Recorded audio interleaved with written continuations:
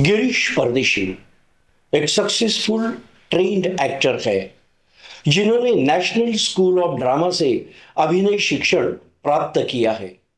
आइए बात करते हैं गिरीश परदेशी सर से। गिरीश जी, नमस्कार। मैं नमस्कार। सबसे पहले मैं आपको ये पूछना चाहता हूँ कि आपने यही फील्ड प्रोफेशन के लिए क्यों चुना? एक्चुअली मैं पुणे में ही पला बड़ा हूँ। और जैसा कि आप जानते हैं कि पुणे में एमेच्योर थिएटर बहुत बड़े पैमाने पे होता है। अलग अलग थिएटर कॉम्पिटिशन्स होती हैं। या फिर गणेशोत्सव जो बड़े पैमाने पे यहाँ मनाया जाता है। गणेशोत्सव में बड़े बड़े नाटक होते हैं, निर्माण किए जाते हैं। डांस होते हैं, गाना होता है। सो ऐसे कल्चरल एक्टिविटीज पुणे में बहुत बड़े पैमाने पे होती है। मुझे ऐसा लगता है कि सेंट्रल पुणे में जो पला बड़ा है, तो उसके अपब्रिंगिंग में ही ये सब कल्चरल एक्टिविटीज उसके बचपन से उसको दिखाई दी पड़ती हैं, या वो उसका हिस्सा बन जाता है।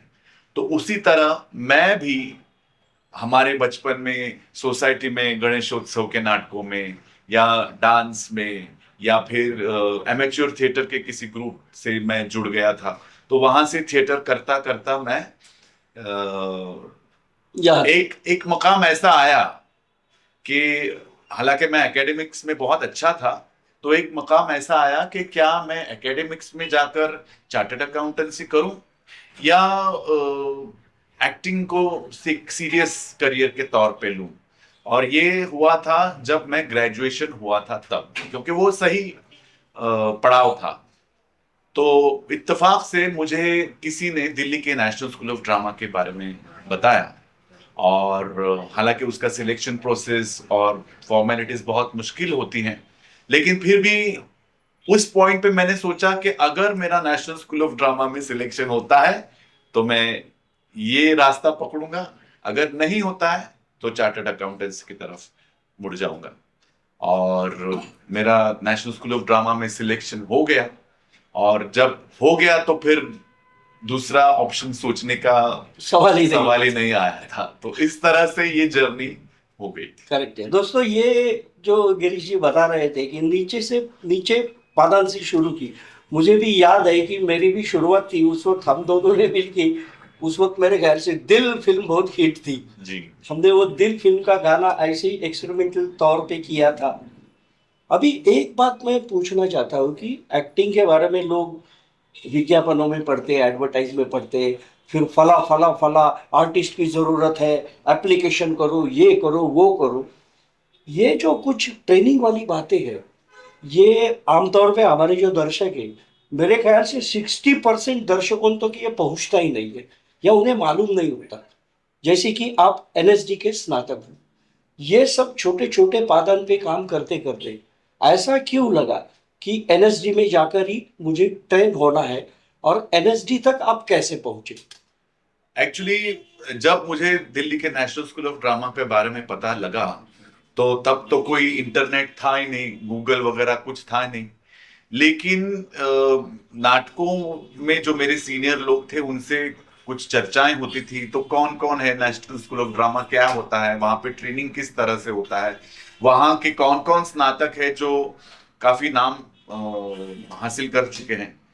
तो ऐसा हम लोग, मैं रिसर्च करता रहा।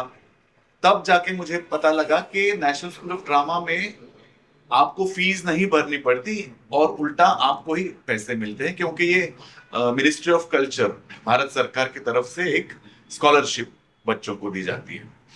तो फिर जाहिर है, अगर इतने बड़े बड़े कलाकार जैसे नसीरुद्दीन शाह है, ओमपुरी साहब है, रोहिणी हट्टंगड़ी जी हैं, सुहास सुहास काळे, सुहासिनी काळे जो मराठी के काफी सारे, बहुत सारे नाम, राजेंद्र गुप्ता हैं, इरफान खान हैं।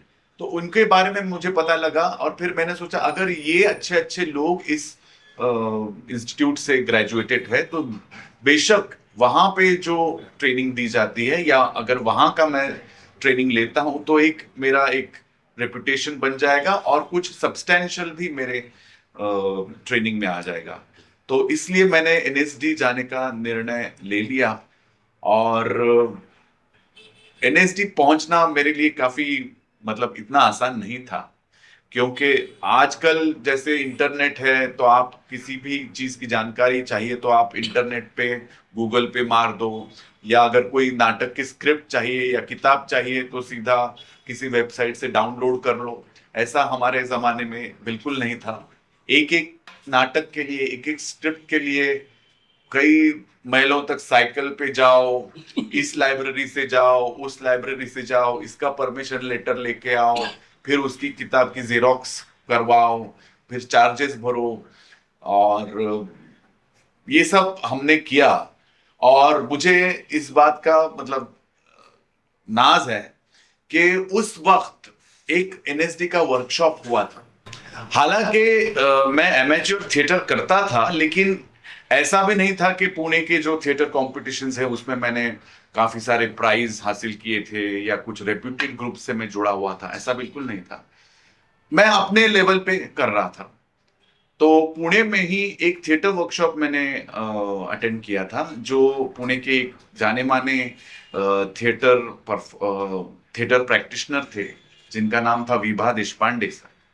और विभा देशपांडे काफी सारे वर्कशॉप्स लेते थे और उनका एक नाम था।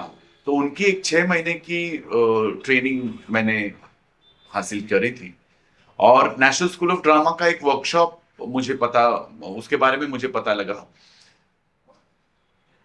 लेकिन उसमें भी सिलेक्शन प्रोसेस था। 6 महीने का या 9 महीने का वो ट्रेनिंग था और उसमें सिलेक्शन प्रोसेस था। तो इंटरव्यूज, वर्कशॉप्स, ये सब था। तो मैंने उसमें अप्लाई किया था, तो उसमें कुल मिला के मुझे अभी भी याद है 1994 में 83 बच्चों ने अप्लाई किया था, और उसमें से 80 बच्चों का सिलेक्शन हो गया था। और जिन 3 बच्चों का सिलेक्शन नहीं हुआ था उसमें मैं एक था। क्या बात है। तो मैं बड़ा निराश हो गया था कि मेरा सिलेक्शन नहीं हुआ, क्या करें। तो ठीक है, तो मैं कुछ महीने रुका, फिर एनएसडी को अप्लाई किया।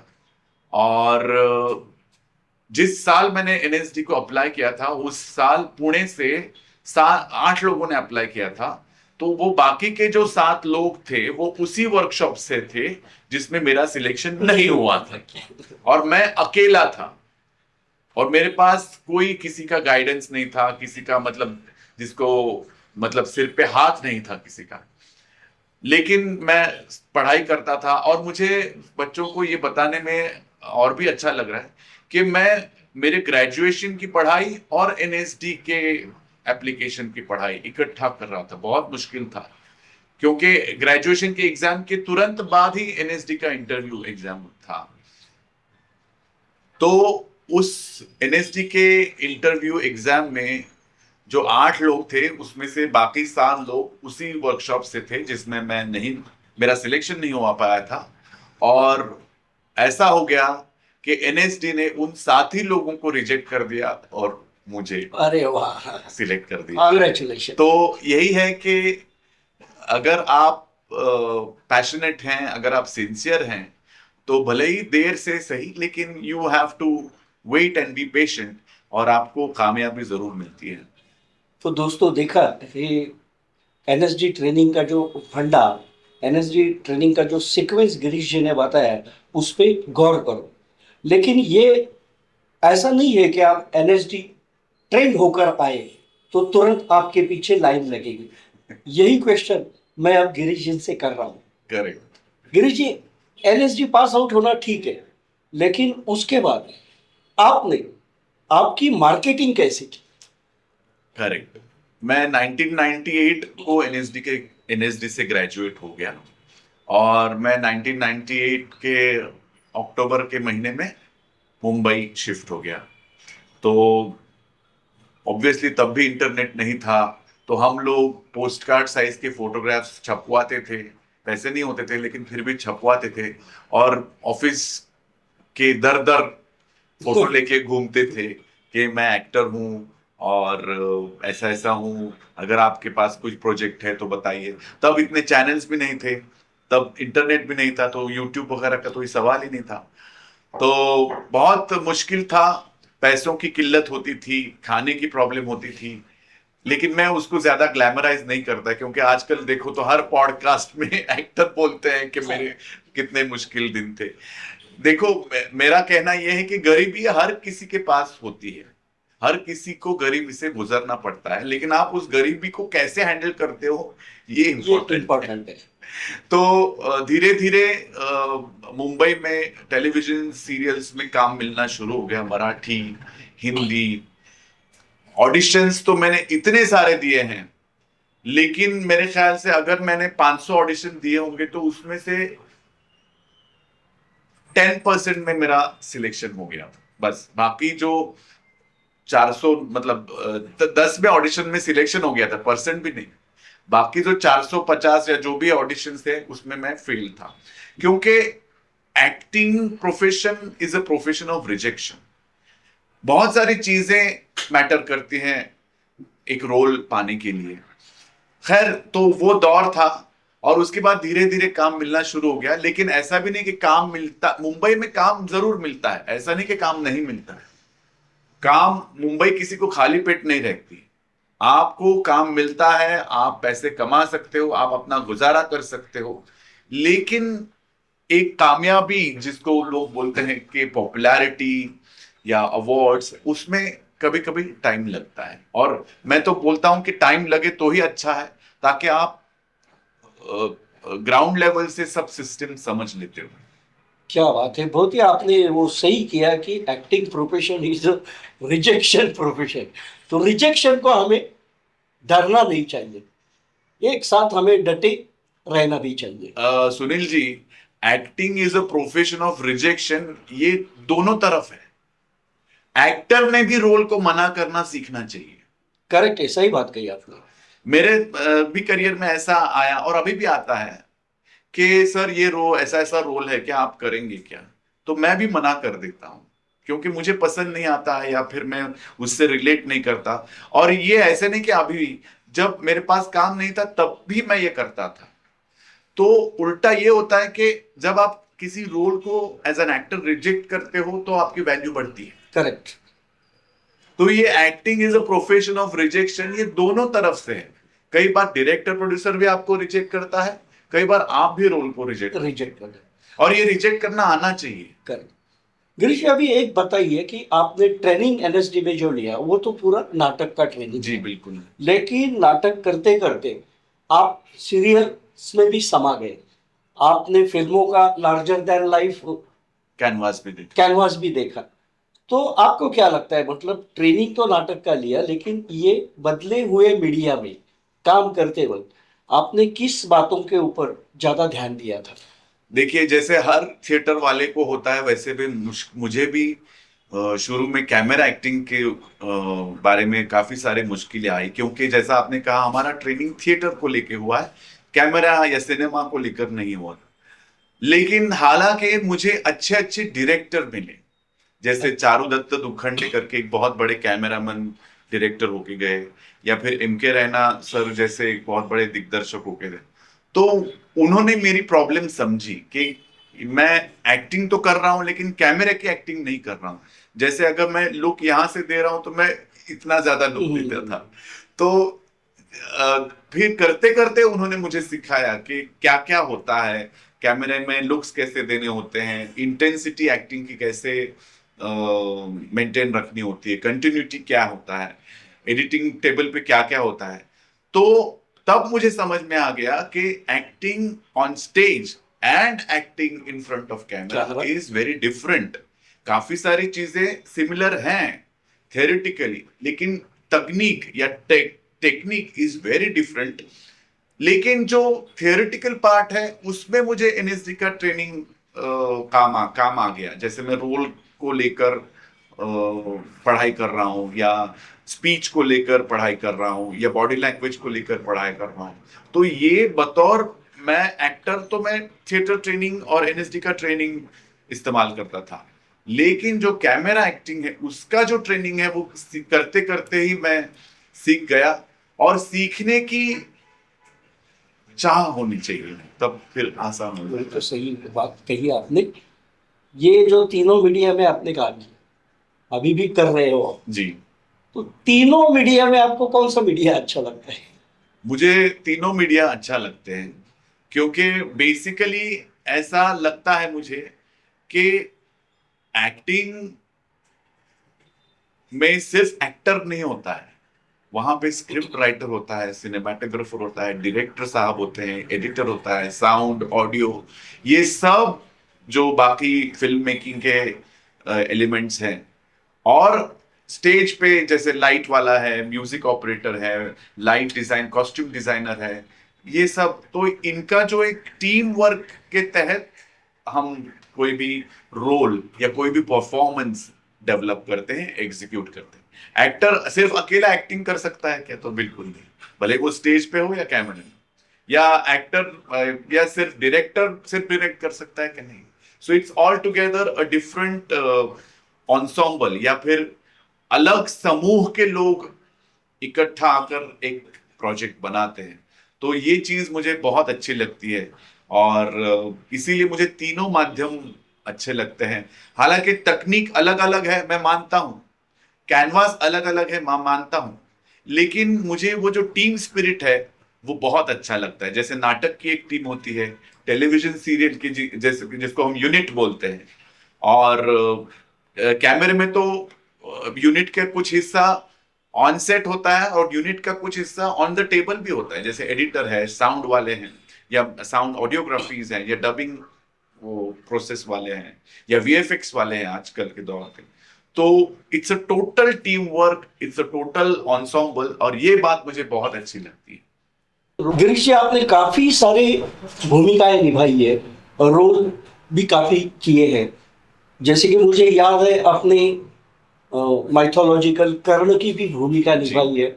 और आज आप जो कर रहे हो तो एक बहुत ही एक्स्ट्रा ऑर्डिनरी कैरेक्टर आप कर रहे हैं, स्वामी विवेकानंद जी। जी तो इतने सारे जो अलग अलग कैरेक्टर्स आप करते हो, तो जब आपका सिलेक्शन होता है और आपको कास्ट किया जाता है, जी तो उस वक्त उस कास्टिंग के बारे में आप वो जो कैरेक्टर है उसका स्टडी करने के लिए जी क्या प्रोसेस अपनाते हो? बहुत अच्छा सवाल है, क्योंकि कैरेक्टर करने के लिए आपको उस कैरेक्टर के बारे में रिसर्च करना, पढ़ाई करना मेंटली बहुत जरूरी होता है। जैसे एक फिल्म थी मर्म बंध करके, उसमें मैंने एक ऐसे आर्टिस्ट की भूमिका निभाई थी जो संगीत नाटकों में स्त्री पात्र करता है, और ये प्री इंडिपेंडेंस गोवा में है। और जैसे आपने कहा कर्ण है या विवेकानंद, उनके बारे में जो साहित्य है वो मैंने पढ़ा, कि उनकी बायोग्राफी तो मैंने पढ़ी, जीवन कैसी थी, उनकी जीवन शैली कैसी थी, उनकी फिलॉसफी उनकी, लेकिन उनका तत्व ज्ञान क्या था, उनका फिलॉसफी क्या था, ये भी पढ़ना बहुत जरूरी होता है। क्योंकि कोई भी किरदार सिर्फ बॉडी नहीं होता है, सिर्फ, और उसका माइंड भी होता है, उसका ब्रेन भी होता है।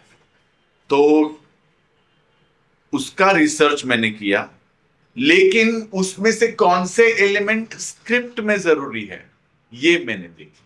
तो स्क्रिप्ट और मेरा रिसर्च, इनका क्या कॉम्बिनेशन हो सकता है, कि उनके जीवन के कौन से हिस्से मेरे स्क्रिप्ट में हैं, या मेरे स्क्रिप्ट में जो हिस्से उनके बारे में मैं क्या क्या जानकारी हासिल कर सकता हूँ। ये दोनों, और ऑफ कोर्स मेरे राइटर हैं, मेरे दिग्दर्शक हैं, उनसे मैं बार बार चर्चाएं करता रहा। तो ऑन फ्लोर जाने के पहले एक्टर को मेंटली बहुत तैयारी करनी पड़ती है। जैसे एक मराठी फिल्म है, मैं जरूर शेयर करना चाहूंगा एक्सपीरियंस। एक मराठी फिल्म है जिसका नाम है गार्गी एक विचार। तो उस मराठी फिल्म में मुझे रोल करना था एक मेल जिगोलो का, या पुरुष वेश्या का। और रियलिस्टिक फिल्म थी, बड़ी फिलोसॉफिकल फिल्म थी, ऐसे जिगोलो है मतलब कोई सेक्स और पॉर्न को लेकर नहीं था। एक वो ऐसी फिल्म थी कि एक औरत जब अपना फ्रीडम लेना चाहती है तो क्या क्या उसको समाज के चैलेंजेस को सामना कर, इस बारे में वो फिल्म थी। तो पुरुष वेश्या, तो पुरुष वेश्या क्या होते हैं ये तो मुझे पता नहीं था। तो फिर मैंने मुंबई में काफी सारा रिसर्च किया, तो मुझे कोई ठोस ऐसा नहीं मिला, क्योंकि कोई बोलते हैं वो वहां पे खड़े रहते हैं। अब ऐसा होता है कि ये ऐसा एरिया है, जिनको पता होता है उनको पता होता है, हमको तो उसमें मालूम ही पता नहीं ही नहीं होता है। होता है। तो फिर वहां तब मुंबई मिरर में वो इश्तिहार आते थे कि मेल एस्कॉर्ट्स या मसाज या फ्रेंडशिप क्लब या क्या आप दोस्ती करना चाहते हो या अकेले हो, उस टाइप्स। तो फिर मुझे किसी ने बोला कि ये जो मेल एस्कॉर्ट्स होते हैं ना, ये वो सर्विस का काम करते हैं, अच्छा। Under current. तो फिर मैंने एक इसको फोन किया, मैंने बोला कि मैं ऐसे ऐसे हूं, मैंने अपना नाम बताया लेकिन मैं एक्टर हूं ये नहीं बताया। मैंने बोला कि सर मुझे ये काम करना है, ऐसे मैंने बोला, क्योंकि मैं जानना चाहता था कि ये काम क्या होता है। फिर मैं उससे मिला, हालांकि मैंने उसको बाद में कभी फोन नहीं किया क्योंकि वो मेरा उद्देश्य था ही नहीं। तो फिर मैंने एक जिगोलो को, लेकिन तब मुझे पता चला कि एक पुरुष वेश्या बनना क्या होता है, तब उसकी जिंदगी क्या होती है, उसका एटीट्यूड क्या होती है, उसकी मजबूरियां क्या होती हैं। देखिए कोई भी प्रोफेशन, इस तरह का प्रोफेशन मुझे नहीं लगता कि बाय चॉइस कोई लेता है, हाँ। ज्यादातर, है ना, कुछ ना कुछ सामने परिस्थितियां ऐसी आती हैं कि मजबूरियां होती है। वो उसमें। तो फिर जब जब मैं ऑन फ्लोर गया तो मुझे मेरे किरदार के बारे में, उसके बैकग्राउंड के बारे में काफी सारी जानकारी थी रियलिस्टिकली, और उसका इस्तेमाल हमने स्क्रिप्ट में किया। मेरे ख्याल से वो फिल्म यूट्यूब पे है, आप देखिए, गार्गी एक विचार करके, और काफी सारे फिल्म फेस्टिवल्स में वो फिल्म दिखाई गई। तो ये रिसर्च कैरेक्टर का बहुत इंपॉर्टेंट होता है, कोई भी स्क्रिप्ट हो, भले वो नाटक हो, शॉर्ट फिल्म हो, सिनेमा हो। तो एक्टर का, मैं तो बोलता हूं कि एक्टर का काम जितना ऑन फ्लोर होता है उतना ही एट होम भी होता है, क्योंकि मेंटली उसका काम, प्रिपरेशन जो होता है, वो मेंटल काम बहुत होता है इसका। I am very much thankful to you Girish ji. हमारे जो कलाकार देख रहे हैं, तो दोस्तों आपने देखा कि ट्रेनिंग हो या कोई आपका वर्कशॉप हो, ये आपको मीडिया सिखा सकते हैं, लेकिन जैसे कि एक कलाकार जो अपनी कला को आकार देता है, वो कलाकार, तो गिरीश जी ने अभी जो थेरीज बताई आपको, ये थेरीज है, लेकिन उसको प्रैक्टिकल में, जैसे कि उन्होंने स्ट्रगल में, मतलब उन लोगों से मिलने का स्ट्रगल किया, रीडिंग किया, कर्ण की भूमिका के लिए माइथोलॉजिकल स्टडी किया, और स्वामी विवेकानंद की जैसी भूमिका करना तो कोई हाथ का खेल नहीं है। उसके बारे में भी उन्होंने काफी रिसर्च करके बेशक। अपनी भूमिका निभाई। तो इतना नहीं है कि मैं अपने डायलॉग्स बोल दिए, ये दिए वो दिए नहीं। और किया, बस कुछ नहीं है। आपको सक्सेसफुल एक्टर बनना है तो आपको, जैसे इन्होंने अपने एक्सपीरियंस से आपसे बात कही, उसी तरह आपको चौबीसों घंटों मेहनत करनी पड़ेगी। You can be a very successful actor, ये सही है। अभी वापस एक इंफॉर्मेशन के लिए मैं आपको क्वेश्चन करता हूँ कि आवाज हर एक कैरेक्टर की आइडेंटिटी होती है, उसी Correct. तरह एक एक्टर की भी खुद की आइडेंटिटी होती है। आवाज, यस। जैसे हिंदी इंडस्ट्री में कुछ काफी है, जैसे मतलब जानी, खामोश, तो उन लोगों की एक आइडेंटिटी थी। बेशक। लेकिन आप जब कर्ण कर रहे थे, आप जब विवेकानंद जी कर रहे थे, तो इन दोनों के लिए वॉइस के आइडेंटिटी के लिए आपने क्या रिसर्च किया या क्या प्रोसेस की थी? अच्छा, कई बार ऐसे होता है कि आपको ऐसा किरदार मिलता है जिसका कुछ ऑडियो अवेलेबल होता है, जैसे अगर मैं महात्मा गांधी जी या फिर इंदिरा गांधी जी या फिर आजकल अगर नरेंद्र मोदी साहब, तो इनका विजुअली और ऑडियो वाइज काफी सारा मटेरियल हमारे पास उपलब्ध है। लेकिन कई बार ऐसे भी होता है कि ऐसे किरदार हमें मिलते हैं जैसे छत्रपति शिवाजी महाराज, उनका हमारे पास ना तो ऑडियो है ना विजुअल।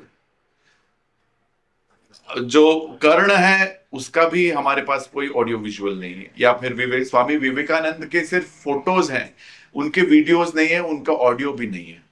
तो मतलब ये एक तरह का एडवांटेज भी है और एक डिसएडवांटेज डिसएडवांटेज भी भी है। है। डिसएडवांटेज ये है कि उनकी आवाज हम नहीं सुन पाए, लेकिन एडवांटेज ये रहा कि जो मेरी आवाज है फिर वही उनकी आवाज है, ऐसा हम मान के चलते हैं। क्योंकि आवाज बहुत इंपॉर्टेंट है बेशक, लेकिन जो एक्चुअल कैरेक्टर है उसका बॉडी और एम्बॉडीमेंट में हो ही नहीं सकता, ये पॉसिबल ही नहीं है। मैं उस किरदार को एक रिप्रेजेंटेशन के तौर पे करता हूं। जैसे मैं रियलिज्म में ऐसा होता है कि आप वो कैरेक्टर बन सकते हो क्या? नहीं, वो पॉसिबल ही नहीं है।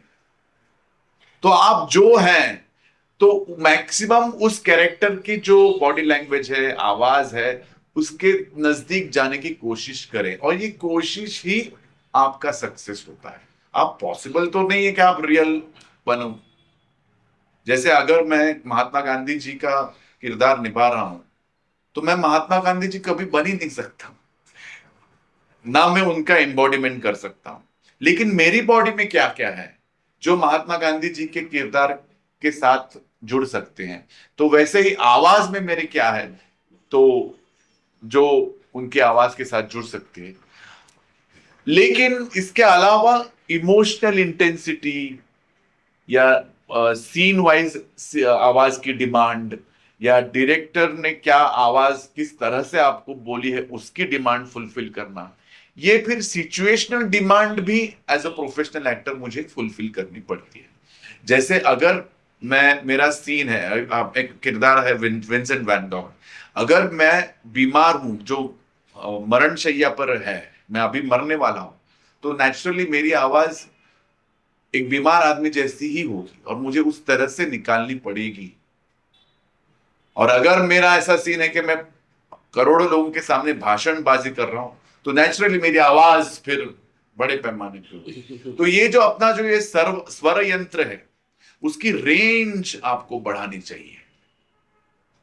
कहां मृदु आवाज देनी है, कहां तीव्र आवाज देनी है, कहां लाउड आवाज देनी है, कहां कंपन निर्माण करना, वाइब्रेशंस निर्माण करना, कहां चोक्ड वॉइस है, ये चोक्ड है, इसमें भी आवाज हो सकती है, इसमें भी बोला जा सकता है। तो ये जो अपना स्वर यंत्र है, जैसा हमने सर ने कहा कि आवाज किसी भी आदमी, किसी भी मैन, किसी भी वुमन की आवाज ही उसकी पर्सनैलिटी होती है। तो हमारी पर्सनैलिटी में जितने इमोशंस हैं, जितनी भावनाएं, वो सब यहाँ पे हैं। सिर्फ उसको जानना जरूरी है और अपनी आवाज की रेंज बढ़ाना जरूरी है। उसके लिए वॉइस ट्रेनिंग और वॉइस एक्सरसाइज बहुत इंपॉर्टेंट है, और वॉइस एक्सरसाइज का फर्क पड़ता है। आज अच्छा, ये ऐसा नहीं है कि आज अपने वॉइस एक्सरसाइज किया और लगे अगले घंटे सेकंड डे आपका वॉइस तब्दील हो गया, ऐसे नहीं होता है। ये रियाज है। इसीलिए तो बड़े बड़े गायक, शास्त्रीय गायक हर रोज उठ के रियाज सालों से करते आ गए। और वो कहा भी जाता है ना, जो रियाज करेगा वो राज करेगा। Correct, absolutely true. दुमकी चैनल ने आपको जितने भी ट्रिक्स दी है, जितने भी गिमिक्स दिए हैं, उनको आपको बार बार घर में करना पड़ेगा। ये बात जहन में रखो। इसीलिए तो कहता हूं दोस्तों, कलाकारों को अपनी मेहनत से खुद को गढ़ते रहना चाहिए। ऊपर दिए गए उस अंशों को जोर से पढ़ने का अभ्यास करो। ऊपर का मतलब जो हमने क्लास में प्रैक्टिकल किए ना, उसको भी आप गौर से और ध्यान देके कीजिए। इसके लिए एक सादा एक्सरसाइज करो। हर एक के पास मोबाइल होता है, तो मोबाइल में अपने संवाद को रिकॉर्ड करो। फिर अपनी आवाज के उच्चारण, बोलने की गति यानी स्पीड, और बोलने में इमोशंस है क्या नहीं, उसे सुनो। अच्छा नहीं लगा तो दोबारा रिकॉर्ड करो। कितनी बार करना पड़े करो, इसी से आपकी आवाज में सुधारना हो जाएगी। किसी भी फिल्म का कोई संवाद ले लो और उसे अपनी आवाज में बोलने की प्रैक्टिस कीजिए। फिर उसे वापस मोबाइल पर रिकॉर्ड कीजिए और मूल संवाद को म्यूट कीजिए और फिर से पिक्चर देखो और उस वीडियो से जो कैरेक्टर है उसके ओठों के अनुसार बात करने की प्रैक्टिस कीजिए। ये अभ्यास आपको जब डबिंग करने की नौबत आएगी, उस वक्त बहुत काम आ जाएगा। अब और एक टिप देना चाहता हूं, लगातार प्रैक्टिस से आपको जो एक्टिंग है इसमें एक कॉन्फिडेंस की लेवल बढ़ जाएगी। अब अप्रोच बहुत महत्वपूर्ण रखता है। देखो, अब हम आम एजुकेशन लेते हैं, डिग्री मिलते ही हमें नौकरी नहीं मिलती, नौकरी ढूंढनी पड़ती है। इसी तरह अभिनेता हो या अभिनेत्री, दोनों को भी अपनी पहचान स्थापित करने तक संघर्ष करना पड़ता है। इसके लिए नॉलेज के साथ साथ हमारा बायोडेटा भी समृद्ध होना जरूरी है।